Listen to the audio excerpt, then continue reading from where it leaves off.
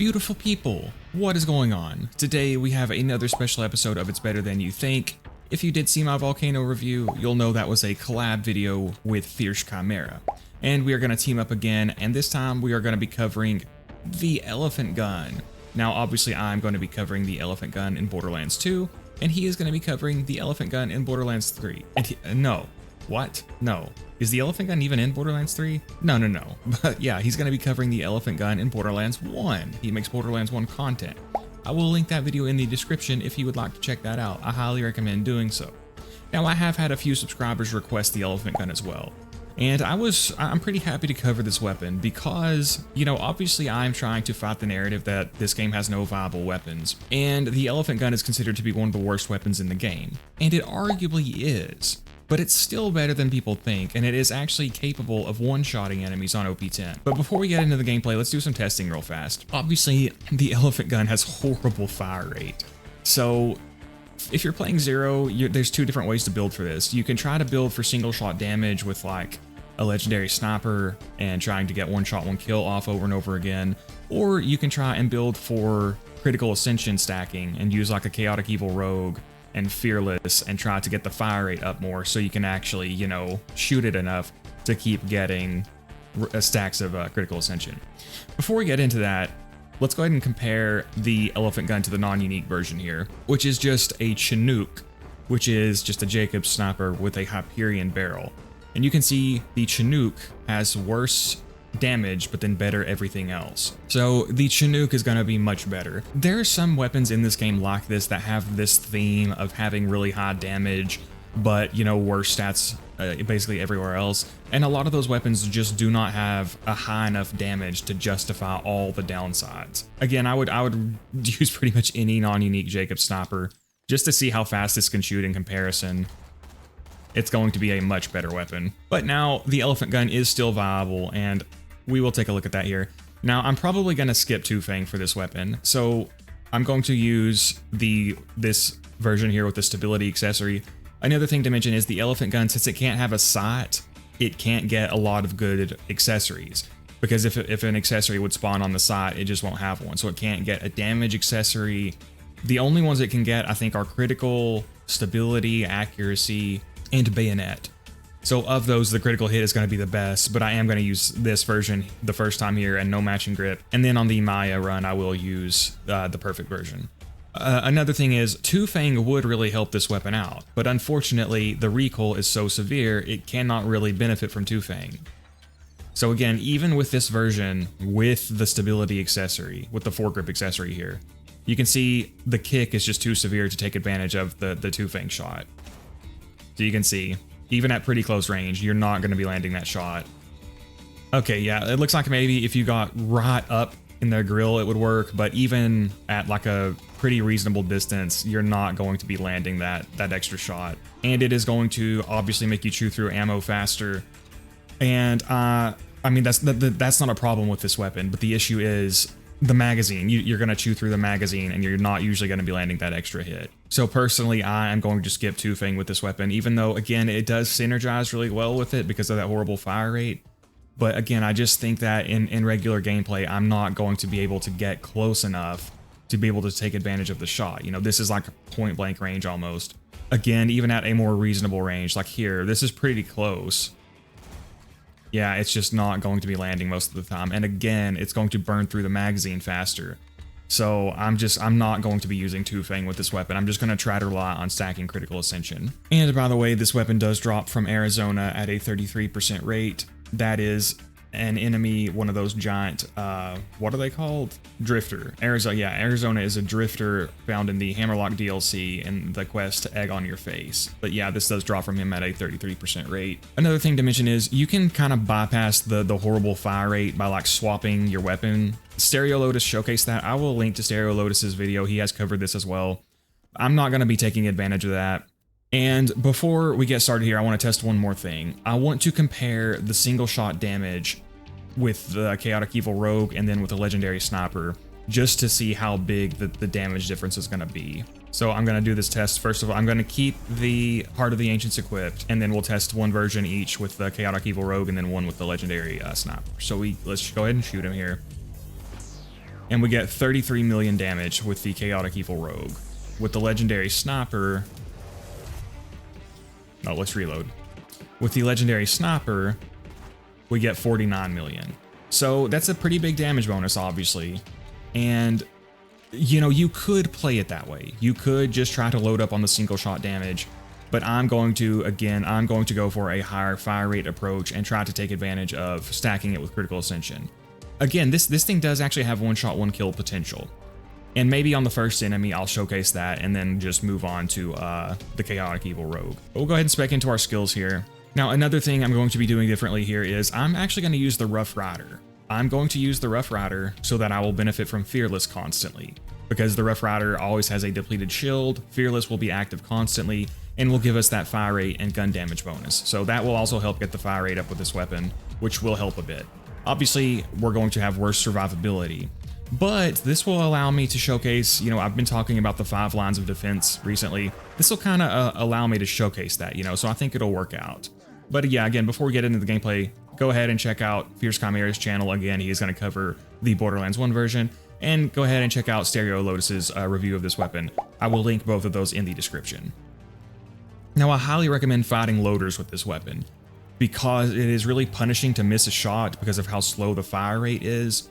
So since loaders are easier to crit, that's what I would go ahead and do, and I just fast travel to the wrong map. Now, obviously, loaders are going to resist the damage by 20%. So if you are a crack shot and you can just land every shot as a critical hit on, you know, faster moving enemies, it will be better for them.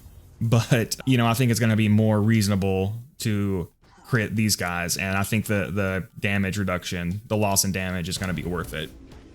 The Rough Rider, of course, does give you 20% damage reduction as well, so... And I did decide to go ahead and spec into Velocity. Again, with weapons that have less firepower, I do prefer to go ahead and do that. So I'm going to start with a Legendary Sniper here. I'm going to be using a Sniper Heart of the Ancients, obviously. And hopefully I can one-shot this first loader here. This weapon should have one-shot, one-kill potential. Yeah, as long as I can crit him here. Okay, so you can see...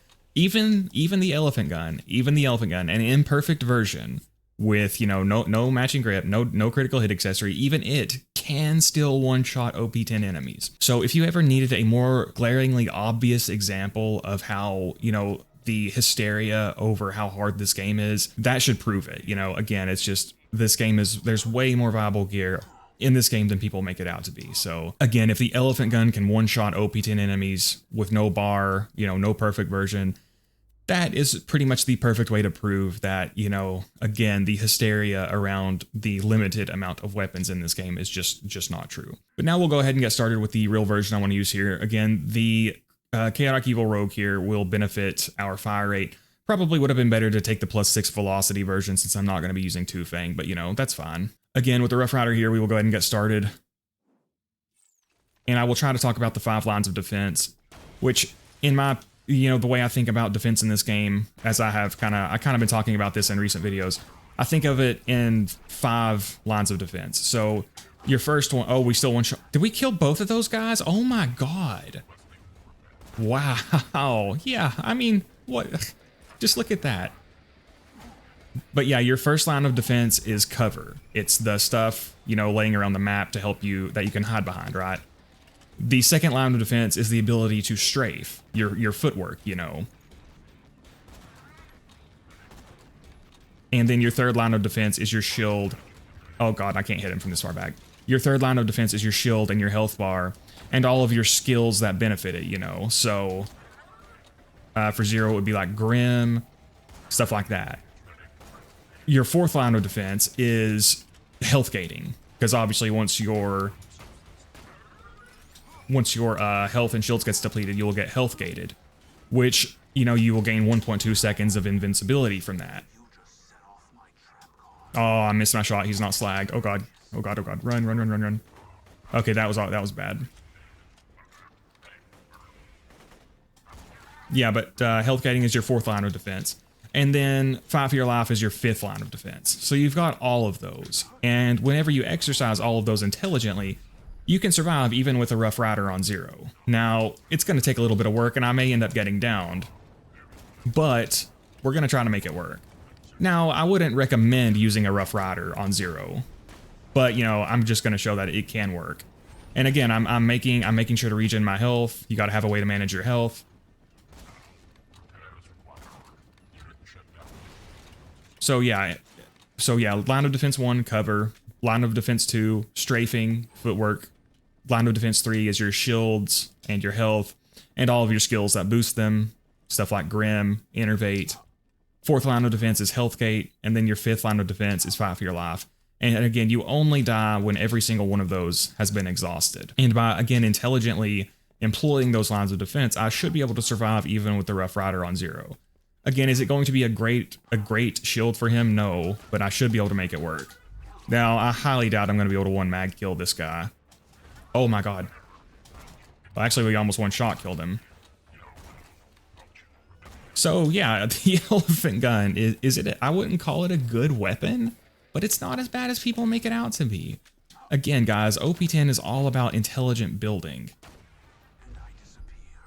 And if you're a skilled player, you can make almost anything work. And if you're an unskilled player, yeah, you're going to have to rely on meta if you insist on playing on the hardest difficulty. Now, another thing that people have, you know, asked me about and kind of debated in the comments is whenever you're using velocity, is it better to spec into, or excuse me, when you are spec'd into velocity, should you use a slag pimpernel or a slag snider? And I go back and forth. Personally, I tend to still like the slag snider better, or excuse me, no. I still usually use the slag pimpernel because as long as you can like aim at their feet and kind of still be able to take advantage of the projectiles. And what I'm referring to here is when you are spec'd into velocity, it makes the projectile shoot everywhere like that. So it hurts its ability to slag a bit, but it's arguably still better than the slag snider. Now that said, I do think you could make an argument for each one of them, but overall I usually still just use the slag pimpernel, but I just figured I'd go ahead and swap it up a little bit this time. So actually I have not really been maintaining much critical ascension. Oh, I'm dead. So see, I made a mistake there. I wasn't considering my positioning and I got hit by a grenade there. Yeah, intelligent positioning is like the easiest way to survive in this game, guys. So yeah, see, I had poor positioning there, and I did get downed because of it. So he's not slagged. Let's get him slagged.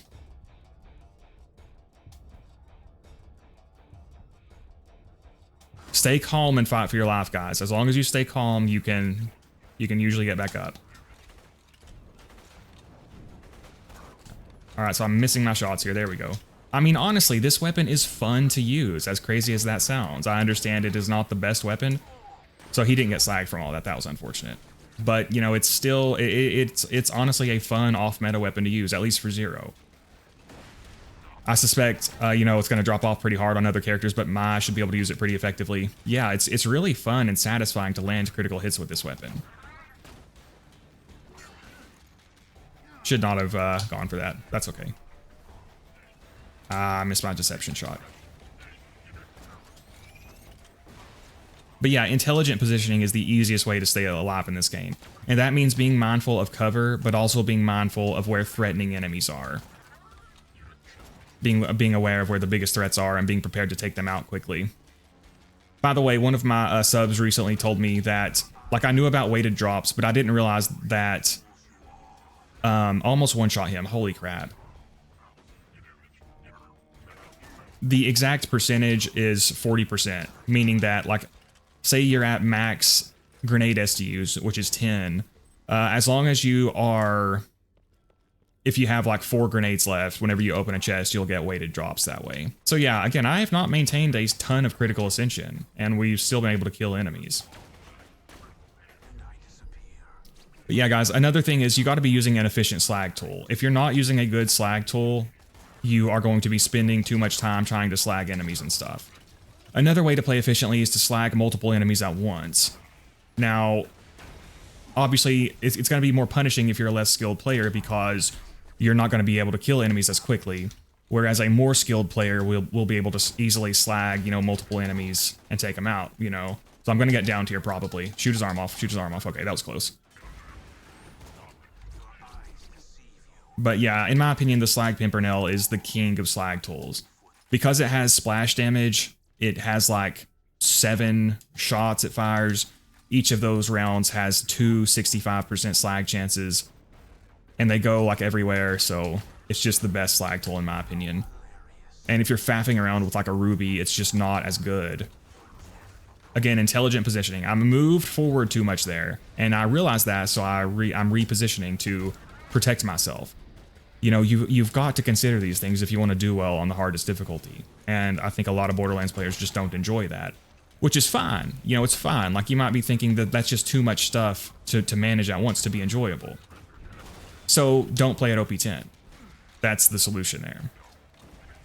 Don't, you know, insist that the maximum difficulty be balanced around, you know, not having to get good, which has always irritated me. All right, so I got kind of in a bad spot here. What is he doing? I'm gonna have to flank this guy. Waiting for my deception. Come on, deception. So again, is this a good weapon? Eh. I mean, it can one-shot some of these guys under the right circumstances. I'm dead. I'm probably gonna die here. I need to... another thing is to intelligently use all your gear slots.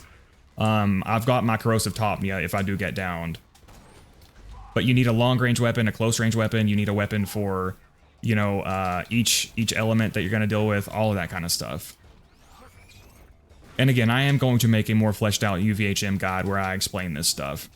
But there's just not much of a discussion of intelligent play in this community, which I've talked about in this. I've talked about this a lot in the past. I don't have to give this spiel in every video, so I'll stop talking about that now. But yeah, I mean, we're working through these enemies. You know, it's not that difficult, even with a Rough Rider, which gives me like no survivability at 0. Because again, I have good fundamentals. I'm using cover intelligently, I'm strafing, I'm managing my health, all that kind of stuff. Yeah, I mean, go on the Borderlands 2 subreddit and say that you can one-shot enemies on OP10 with no bar and an imperfect elephant gun, and they'll probably literally call the police on you and say that you're a deranged lunatic. I saw recently that, you know, I don't really use Reddit anymore, but every now and then I'll go back on the Borderlands 2 subreddit, especially because I want to reference a lot of the comments there when I make that UVHM guide, just to show how much misinformation is, you know, in this community. But yeah, I saw a comment. It was somebody, they were just playing base UVHM. They weren't talking about OP10. They weren't talking about raid bossing. They were just saying that in base UVHM, 0 cannot use assault rifles. And it was like a very highly upvoted comment. And that's just insane. 0 is incredibly good with assault rifles. I would just love to see the gameplay of the people saying this shit. Alright, I gotta focus up a bit here.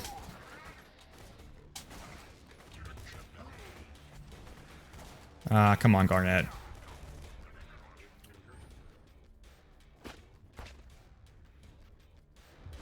Again, I was using my gear slots intelligently, so I was able to easily get back up from Fight for Your Life.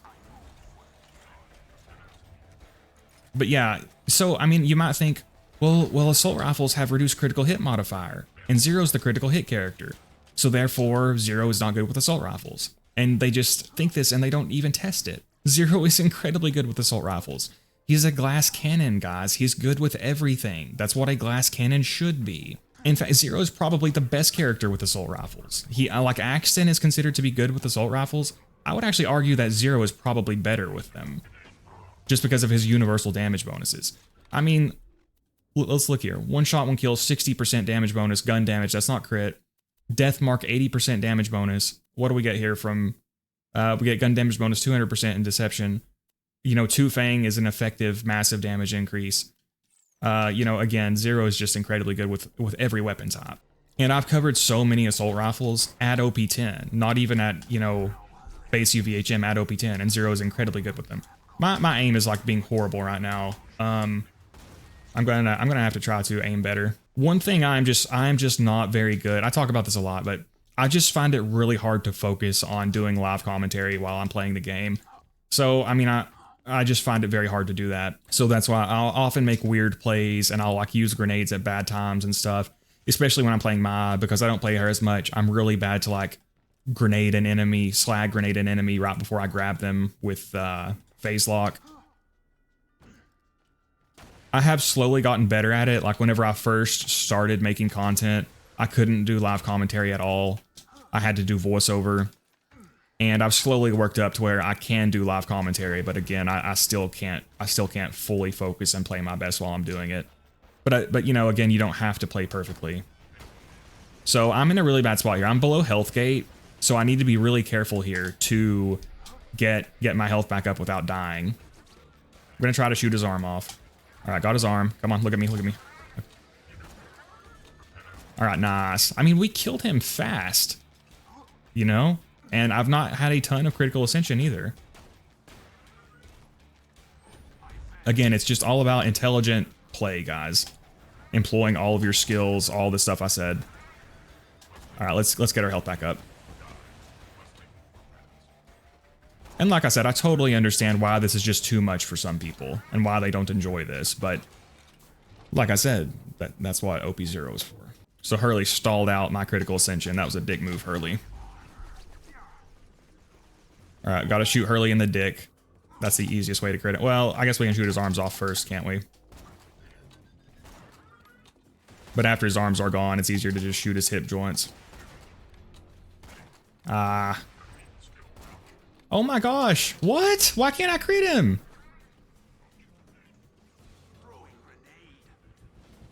There we go, finally.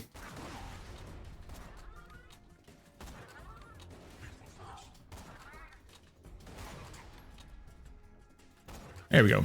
Like I said, I will link to Stereo Lotus's video if you would like to see the way he uses it by, you know, like swapping to another weapon to get the fire rate back up. But I just wanted to show that you don't even have to do that. And of course, check out Fierce Chimera's review. Like I said, he's going to be reviewing the Borderlands 1 version. Now, again, like I'm not saying this is a good weapon. It's like I said, we just one-shot another enemy with the freaking elephant gun. No legendary sniper that time either. But like I said, obviously the elephant gun is not as good as it should be. Again, the base damage is not high enough to justify all of these downsides. But honestly, I had a blast using this weapon. It's very fun to use. It looks really nice. It's sort of like the No Land Beyond from Destiny. From what I understand, from what I remember, I think that weapon did not have a sight, right? And it was kind of like not a great weapon to use, but I remember a lot of people kind of liked it and found that it was fun to use. So yeah, I mean, for loaders specifically, I find this weapon really fun to use. That was a very fun run. So even the elephant gun is viable on OP10 and is capable of even one-shotting enemies in the right circumstances. Now I'm going to switch over and do a Mai run, and with the ability to hold enemies still with her, hopefully that'll be pretty good. But yeah, again, we did survive with the Rough Rider, an imperfect one, by the way. Oh yeah, and that's another thing. We had the Sniper Heart of the Ancients. So we got our health back up from this as well, and we got better 5-year lifetime and, you know, sniper damage. So you just got to build intelligently, guys. All right, guys, and here we are with the Mai run. I am going to be using a perfect version here, which, because this cannot have a lot of accessories, it's just going to be Jakobs grip with a critical hit accessory. Now I am going to be using the Sniper Heart again and the Legendary Binder. This is just my favorite class mod for sniping with Mai. I am going to be doing a subsequence build here, which again, I do like doing for a lot of these sniper rifles. And we will go ahead and get started here. Now, this weapon, I'm going to have to use it at pretty close range. So being here on the beatdown, I expect to get downed quite a lot. I'm going to try to draw the enemies over here, because there's so much elemental damage here, you'll just get eviscerated if you run out there. We're just going to draw him over here and see what we can do here. Oh my gosh, wow. Yeah, two-shot that guy. I don't think I showed the skills, but yeah, like Wreck and Reaper are going to be really good here for this weapon with the subsequence build. Oh my gosh, we one-shot with Mai. He did not get slagged.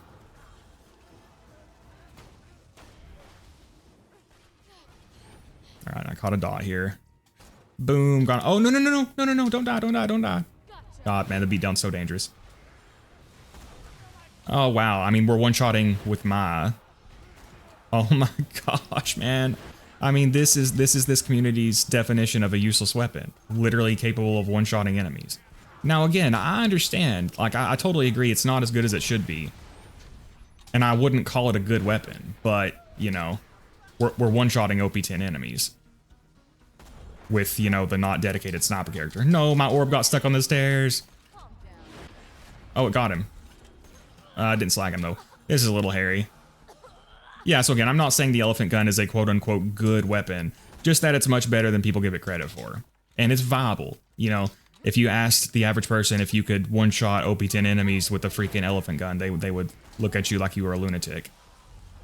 And you can see we are able to do it over and over again with multiple characters. So I'm not going to be able to hit him from back here. And he's got elemental damage, so let's just wait for our phase lock. Oh, he's got slag, actually. Yeah, we'll still just wait. Do not want to get slagged. Nice. You know what? Axton's duty call skill would actually be pretty good for this weapon, I guess. I don't think this weapon would be as good on Axton. I'm sure it would drop off quite a bit. It's probably, I mean, I'm sure he can still kill things with it, but I'm sure it won't be nearly as efficient.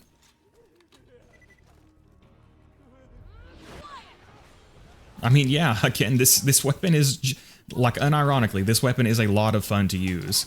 I don't know why. I guess because, I don't know, the lack of a sight, and it's like really punishing to miss a shot, so it just feels very satisfying to land your shots with it and to one-shot enemies. Genuinely a very satisfying weapon to use. Not going to be good for these bikers.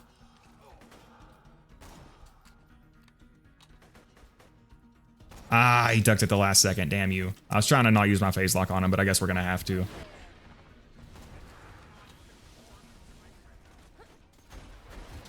But yeah, if you are enjoying this video, do please consider liking and subscribing. I always forget to say that at first. I know some people don't like that, but it is... So I might get down here. That was very close.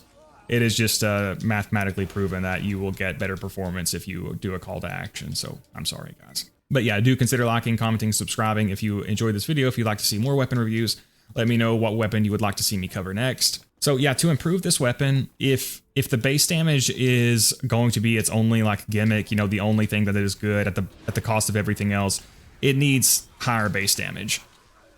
Another thing is they could increase the fire rate. Obviously, that would be a way to benefit it. But I do kind of like the idea of a weapon that is just really incredible single shot damage and just worse everything else. So yeah, I do wish it had a, you know, like base damage buff. But again, it's killing enemies pretty efficiently. It's just, again, that fire rate is painful. The lack of a sight is painful. You have to move very carefully. Again, and if you miss a shot, it's very punishing because of that slow fire rate. So obviously, boosts to fire rate are going to be really good for this weapon. And Tw0 Fang may have worked. Like, Tw0 Fang would be really good with this weapon in theory. I was just afraid that I wouldn't actually be able to land the shots.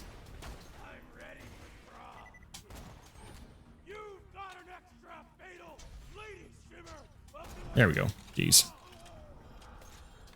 And yeah, just being here on the beatdown, I'm having to be extra careful because of how dangerous the enemies are here.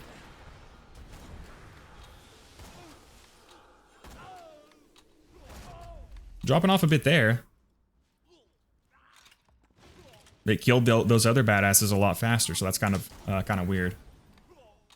We'll wait for him to turn and face me, just because I have a bad habit of phase locking enemies when I can't like see their crit spot.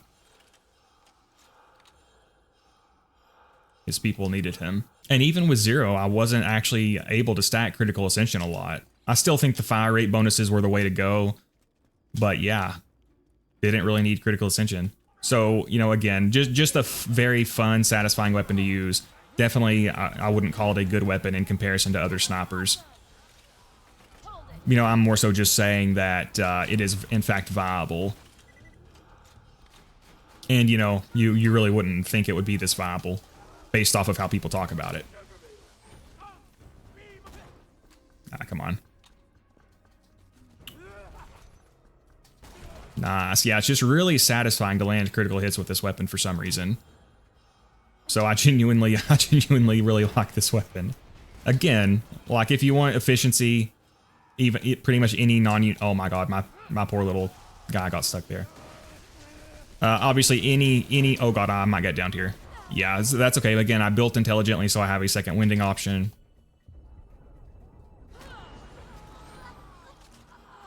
Obviously, this weapon would not be good for getting second wins. Yeah, very satisfying weapon to use. Boom. Or maybe this weapon could have some kind of crit stacking effect similar to like the Hot Mama and the Morningstar, where it's, you know, as you landed critical hits, it got, or maybe, yeah, maybe just as you landed critical hits, it would gain stat bonuses to fire rate or something, or base damage, so that it starts off slow, but if you can consistently land crits, it can build up to be like the highest DPS sniper in the game. That would be awesome. Not going to be good for these bikers. Again, yeah, you see what I mean about managing your health. You've got to manage your health, guys. Like I said, I think some people have a perception that to survive on this game, they need to like get the most tanky shield they can, and then just like spec into ward, and then they can just stand out there out in the open. But no, guys, it's about getting it back. It's about using your skills to get your shields and stuff back, and employing your other lines of defense. About using all that stuff together to survive. You're gonna take that turret out. All right, go ahead and grab this guy. But yeah, let me know if you guys are enjoying this duel series that I'm doing with Fierce Chimera, where we take a look at how the weapons perform in each game and stuff. I'm not very familiar with Borderlands 1. I do like it. It's one of my least played Borderlands games. It definitely has its own vibe, and it just kind of feels different to the other games. Not in a bad way though. Oh, I missed my crit there, damn it. So that was my bad. So he had a direct line of sight on me, so let's be careful here. Yeah, you need, another piece of advice is you need to think in terms of lines of sight. Don't think in terms of, okay, I've got my shield, so I'm safe. You need to think in terms of how many enemies have a direct line of sight on you. Because if like 6 or 7 enemies all have a direct line of sight on you and they're close to you, you're gonna go down really fast. I mean, you're gonna get health gated really quickly. If they're further away from you, it's not a big deal. Where is this guy? What the heck? Oh. Pfft. But yeah, I phase lock him sideways, damn it. I mean, we two-shotted a badass with this thing. And it can one-shot, you know, standard mobs. But yeah, if a whole bunch of enemies have a direct line of sight on you and they're close to you, you will get down fast. So you got to be careful of stuff like that. Again, I would say the single best skill for survivability in this game is positioning. You know, being aware of where enemies are, of where the threats are, and, you know, moving intelligently through the map, being aware of threats, all that kind of stuff. Another thing is just to remember that death is not punishing at all in most parts of this game. Now, some stuff like Digistruct Peak. Digistruct Peak, the early levels aren't that bad. Once you get to OP6, when Dukino's mom starts spawning, and then I think at OP7, the double Saturn starts spawning, that is when the peak gets really punishing. And death is super punishing on the peak, because you have to start all the way over. Oh, nice. Yeah, again, I don't know exactly what it is about this weapon, but it's just really satisfying to use. I suspect Zero, obviously Zero's going to be the best character with it. Ma's probably going to be the second best. Probably will drop off on other characters, but... So, you know, this is going to be a tier 3 weapon for sure, which is a weapon that on the right characters with the right build is good for mobbing. This is not going to be a good bossing weapon. Actually, you know what? Maybe... Well, yeah, just for fun, let's go try to boss with Zero with this. I'll swap back over to Zero and do a boss run. Again, just for fun, just to see how it does. I don't expect it to do well, but we'll go ahead and try it. Yeah, again, I mean, such a fun weapon to use. I honestly cannot believe how much fun I'm having with this weapon. I really did not expect to say that. But honestly, like, as bad as all the other stats are, you could probably double the base damage of this weapon. And it would be, you know, appropriately balanced. Or again, like I said, I think something really interesting would be, see, he got phase lock where I can't see his crit spot. Something interesting would be to give it some sort of mechanic to where each time you land a critical hit, it gains stat bonuses, similar to the Morningstar. It doesn't have to be like that exact same effect, but I think something along those lines would be really fun with this weapon. Couldn't see his head, there we go. Or, like, again, maybe after landing a critical hit, it gains a fire rate bonus for a few seconds or something. So he's not slagged. He seems to be a bit confused. I guess, you know, if a poisonous cloud was killing me, I would probably run around confused too, so... I can't judge the guy. Boom. Almost one-shot a super badass there. Man, that guy sent me flying. Come on, come on.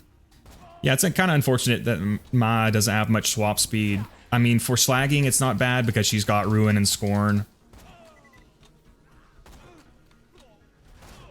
Come on, come on. There we go. I do wish the base swap speed had been increased a bit more. Obviously, in UVHM, you do have increased swap speed, but I think it should have been just a little bit more. It should be almost a reflexive, like instantaneous thing. Maybe not quite that fast, unless you have character skills, but I do think it should be a bit faster than it is. I mean, again, even with that, Gearbox did a good job because, again, oh, we almost one-shot him with no slag. We did one-shot him with no slag with the help of Cloud Kill. Like, Gearbox did do a pretty good job with that. Oh, I missed my shot there. Visual pollution can be kind of rough to deal with here. Like I said, for Maya, she does not have good swap speed. She has no swap speed bonuses. But on the other hand, she does have Ruin and Scorn. And she also has Subsequence, which will repeatedly activate those skills. Oh, I face locked him backwards. I'm probably going to get downed here. Let's try to retreat and see if I can. So I just completely wasted that face lock, which is very frustrating. Boom, one shot. And then you can see I got my health back up from Laugh Tap. Again, you know, making intelligent use of your skills. All right. I'll actually phase lock him so I can see his face this time. Nah. Oh, no. Okay, there we go. Yeah, so again, not a meta weapon. Not one that you probably would want to go out of your way to farm for.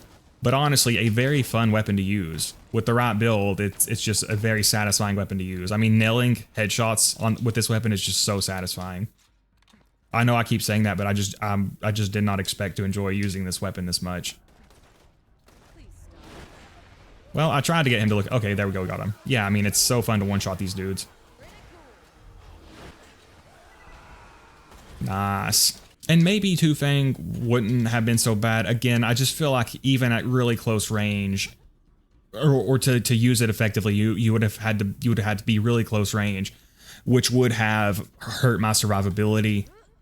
For you know, a build that fragile, distance management is going to be your best way to survive. Which, yeah, if you're into combat sports, what do they always say? It's better to not get hit at all than it is to block something or to roll with a shot or something. And to control the range. You look at a lot of the best strikers in combat sports, they were all really good at controlling the range. Knowing when they were, you know, out of their opponent's range, and, you know, being able to land their own shots. So pretty good advice for this game as well.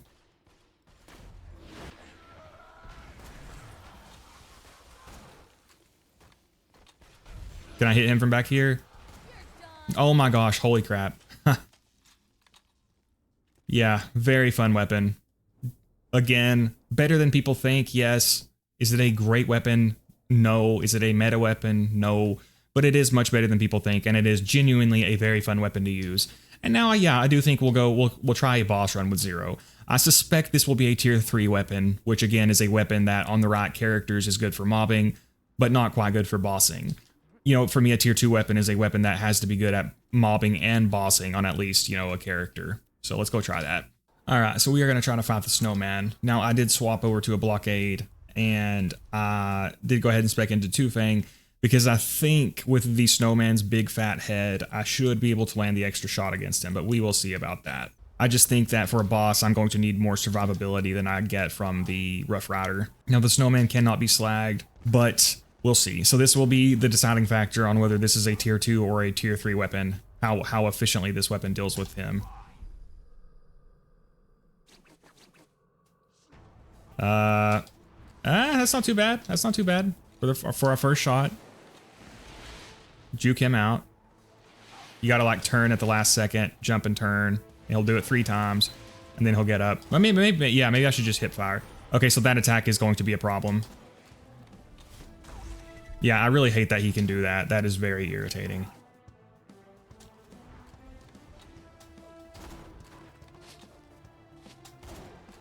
Ah, come on. Well, not off to a great start here. Come on, come on. All right, off to a very, very bad start. Let's try to redeem ourselves here. I missed my deception shot. Oh my god, I can't hit him. I can't hit him. What is wrong with me? Okay, I'm gonna have to take these guys out.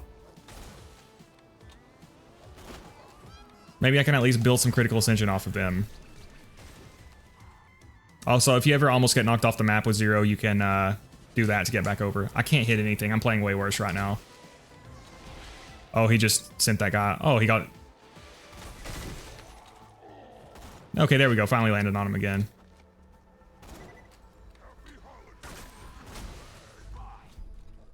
All right. Try to get a deception shot here. There we go. Yeah, the 2 Fang shot is landing. Nice.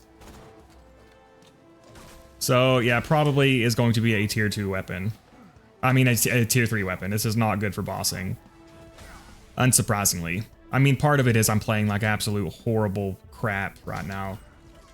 But, you know, even if I were landing a lot of shots, I don't think it would be doing a ton of damage. And I just missed my attack window there.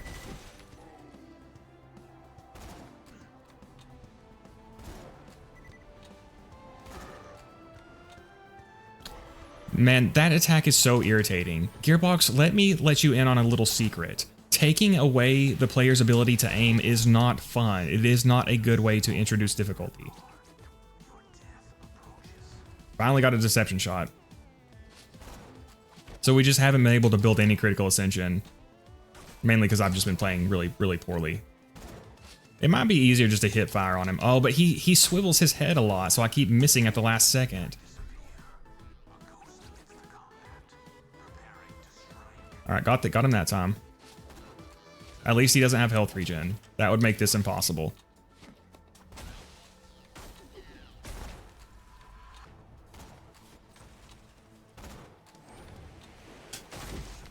So even if the 2 Fang shot lands, you don't get critical ascension with it, I think. Now, I've actually seen people debate this, so maybe I can watch this back in slow motion and see if I ever do get a stack of critical ascension with 2 Fang. Am I dead? That was very close.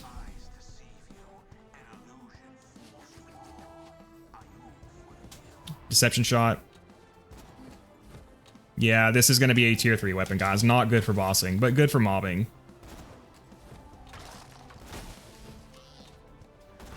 Now, as we build our critical ascension up, we will gain some momentum here, so do keep that in mind.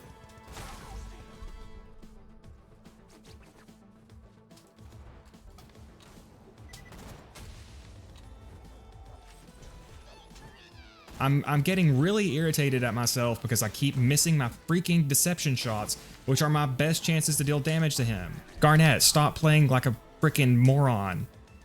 Okay, there's good damage. There's good damage. So yeah, again, he cannot be slagged, which is making this take a while anyway, plus I'm playing horribly.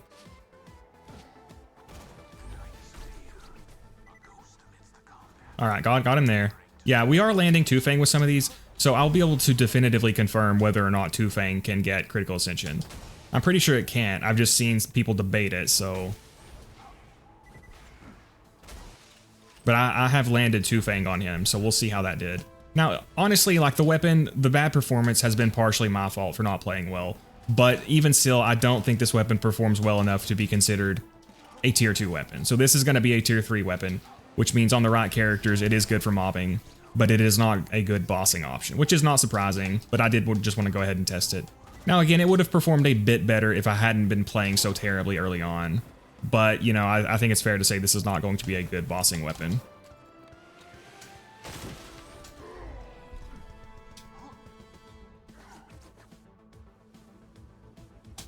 No! I see! Why am I playing so bad? God! That was obviously a misinput. I did not mean to do a freaking execute there. What the hell, man? What is going on?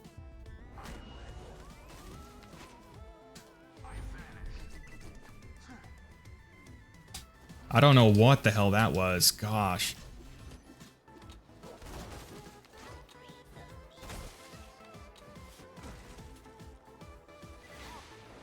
Juke him out, gotta do it 3 times. Or you can just let him hit your decoy.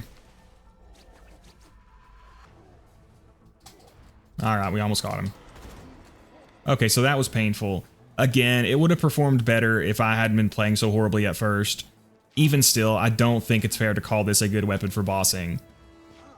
So, in my opinion, yeah, a tier 3 weapon, meaning it is good for mobbing on multiple characters with the right build, but not quite good enough to be considered a good bossing weapon.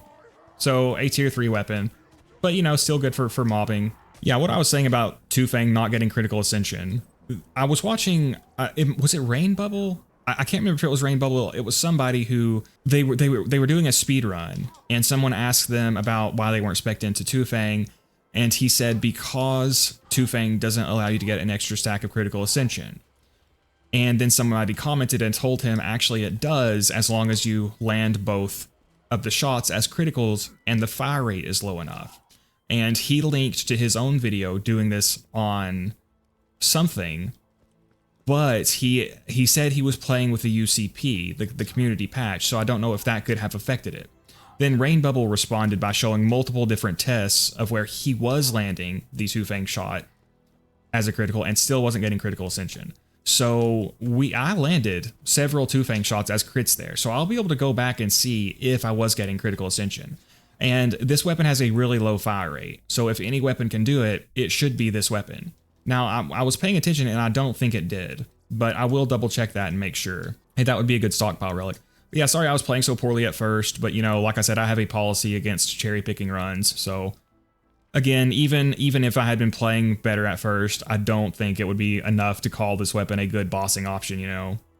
But again, a good mobbing option on the right characters, certainly. But I do really appreciate you guys watching. If you enjoyed the video, do please consider liking and subscribing and commenting. That's a decent adaptive shield. Wouldn't be my first choice for a defensive shield, and I do really appreciate the channel members. Extra special thanks to Legenwerdna, Evan, and Cass for being Veracity Slayers. Really appreciate the support, guys. Now, I will go ahead and show on screen whether or not I got an extra shot or an extra stack of critical ascension. Thanks for watching. Let me know what weapons you want to see covered next. Stay safe and be here next time. Okay, guys, so watching this back, look at this. You do get 2 stacks of critical ascension with 2 Fang, even if both shots land. Look, I'm at 1 stack of critical ascension right before I shoot. Both shots land, and I get up to 3 stacks. But keep watching. The same thing happens again. I shoot again. I land 2 criticals, but I don't get a stack that time. So it's inconsistent. Sometimes with 2 Fang, you will get both. If both shots land, you'll get 2 stacks of critical ascension. And sometimes when you're using 2 Fang and both shots land, you'll only get 1 stack of critical ascension. So it's very inconsistent. It looks like if you have a very low rate of fire sniper rifle with an enemy big enough to land both shots, sometimes you actually can get 2 stacks of critical ascension, you know, where the base shot and the 2 Fang shot both give you a stack.